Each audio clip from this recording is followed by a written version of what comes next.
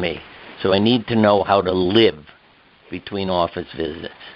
That when I came home, not home, I mean, but back to the office, because it was a weekend workshop, one of my partners, who was very intuitive, I walked in on Monday. He said, "You're gone." I said, "What are you talking about?" He said, "You're not the same person you were on Friday." That's what I don't know what he was reading or seeing, but he was right. I changed my whole career and course. And you were mentioning California. I've been in every state in the union with my wife when we went out speaking. It was like a fun thing. If you got invited to Texas, all right, we'll go there, and we got to every single state. And that's when I realized also how different people are.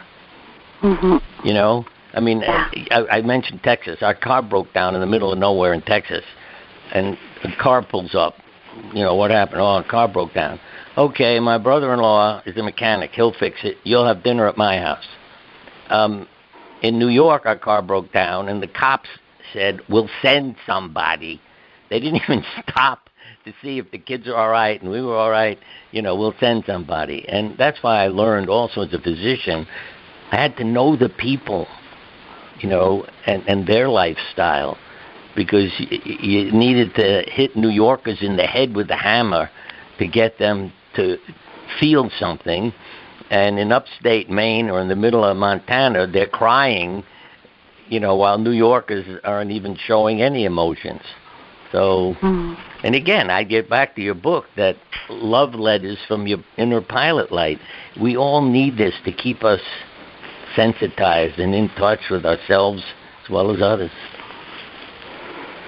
Well, I think, what a lot of people don't understand is that the dial of emotions, for example, it goes, positive and negative emotions go up and down together. Like the dial either goes up and you can feel ecstasy and bliss, love and joy, right, but also, agony, heartbreak, despair, helplessness, loneliness.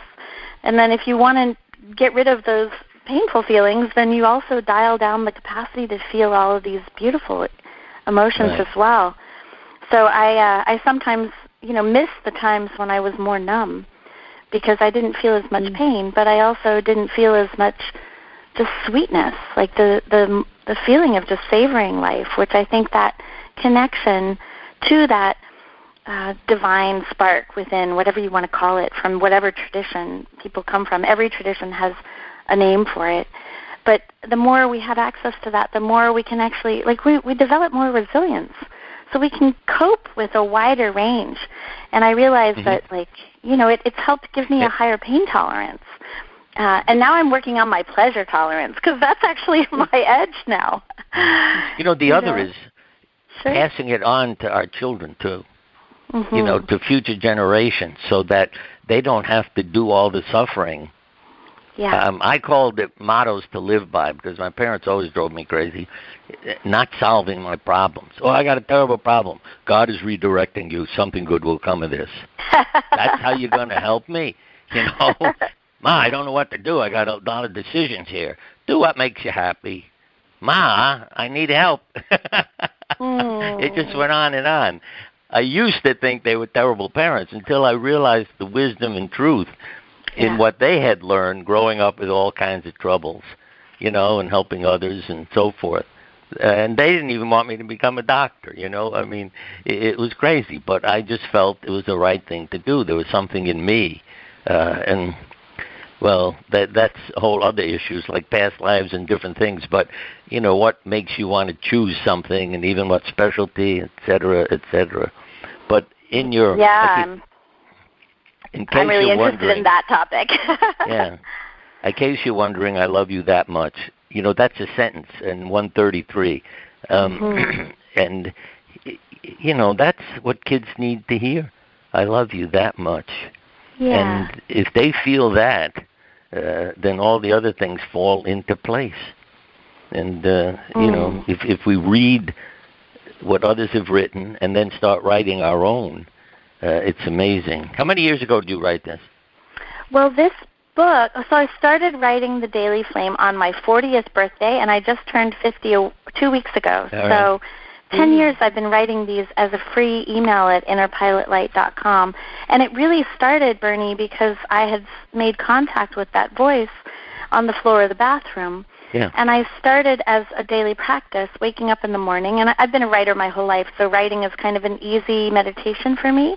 I don't have to think about it. Right. I can kind of just put my fingers on the keyboard and something comes through. Right. And so I would wake up in the morning and I would ask my inner pilot light if there was anything that it wanted me to know. Because it turned out that the edict of, sweetheart, you're going to have to quit your job, was quite practical. And I thought, well, if this voice knows other things that I should know, I should try to make a priority of making time to listen. So it started out as just my own daily practice, just a kind of automatic writing exercise. And I showed a few of them to my friends, and my friends were like, oh my gosh, how does your inner pilot know exactly what I needed to hear today? And I thought, oh, that seems really shocking to me. And then I realized, well, of course that would make sense, because this part of us is connected to this part of us in everyone. Yep. And so what tended to come through started to sound a bit like, if there's such a thing as universal truth, it started sounding a bit like, this is true for most people. And so just as an experiment, I didn't even tell anybody until this book came out. I don't think most of the people on my email list even know that I'm the one who writes the Daily Flame, because it doesn't say my name anywhere on it. So that wasn't why I was doing it. It was just part of my practice. And, we had like 40,000 people on the email list getting the Daily Flame every year. And so this came about because my mother was diagnosed with CMML, a kind of terminal leukemia, 2 years ago now, and she decided that she wasn't going to do, the only treatment which they told her would not be curative, which was bone marrow transplant. Mm-hmm.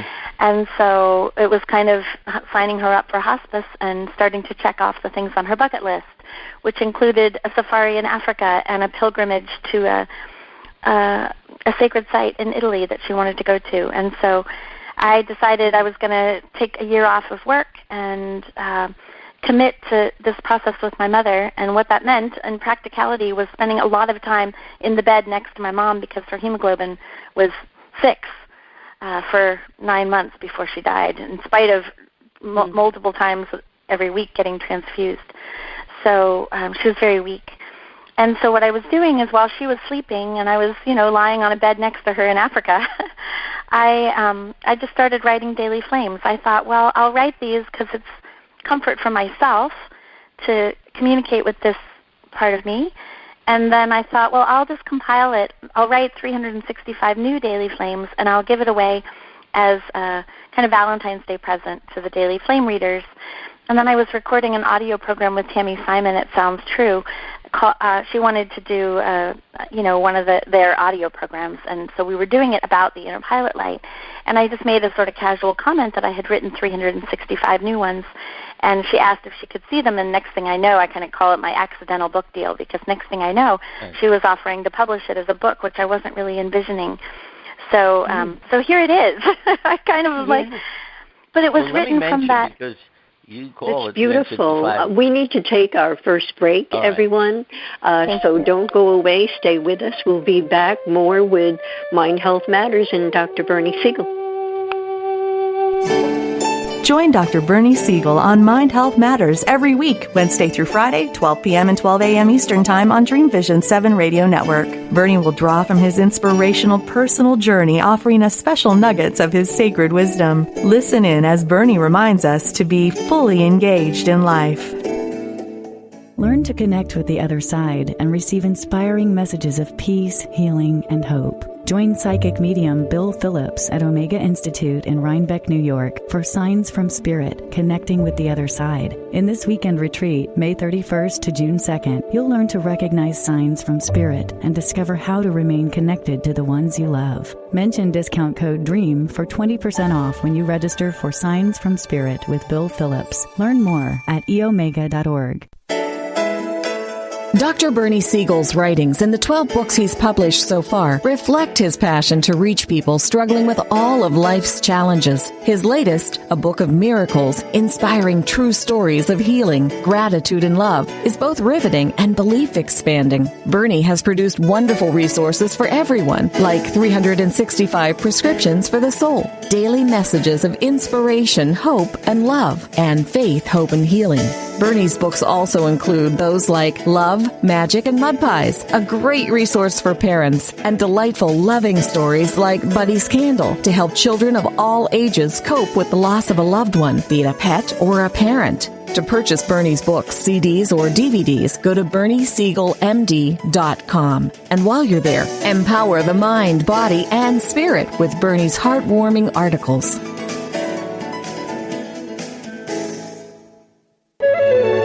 This is Dreamvisions 7 Radio Network, uniting mankind with universal love.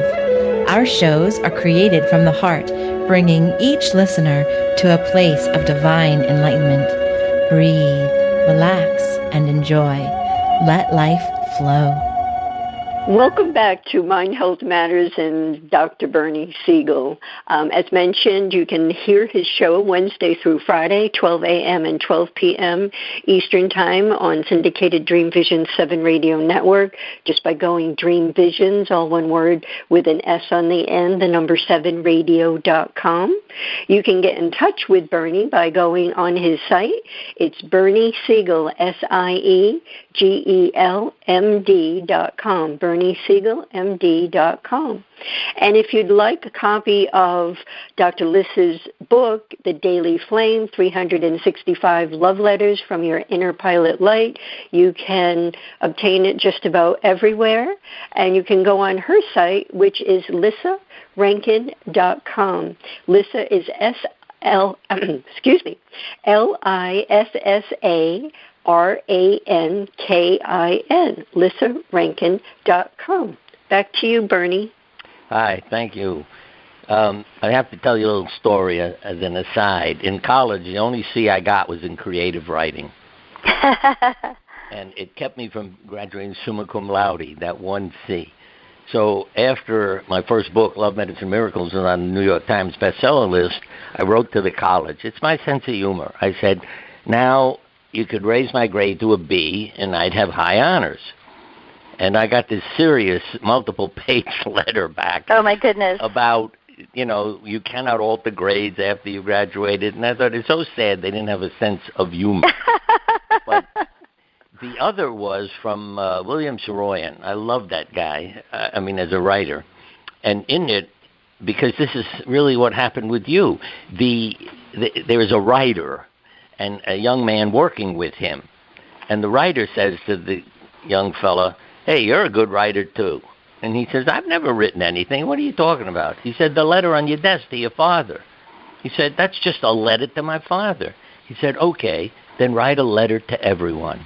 And, boy, that hit home for me because I realized in college, science major, I was thinking. Everything I wrote came out of my head, and nobody enjoyed it. But when I started writing letters to everyone, then it became meaningful. And it's just what you're saying, the love letters. And I learned also because one night I forgot to hide my journal.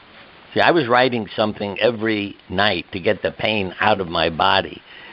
And I didn't want anybody to find it because it was a disaster. Anybody who read it would get depressed. So I hid it in my desk. And then one night, I guess I was so tired I forgot to hide it. And my wife said, I saw your journal. There's nothing funny in it. I said, my life isn't funny. What are you talking about?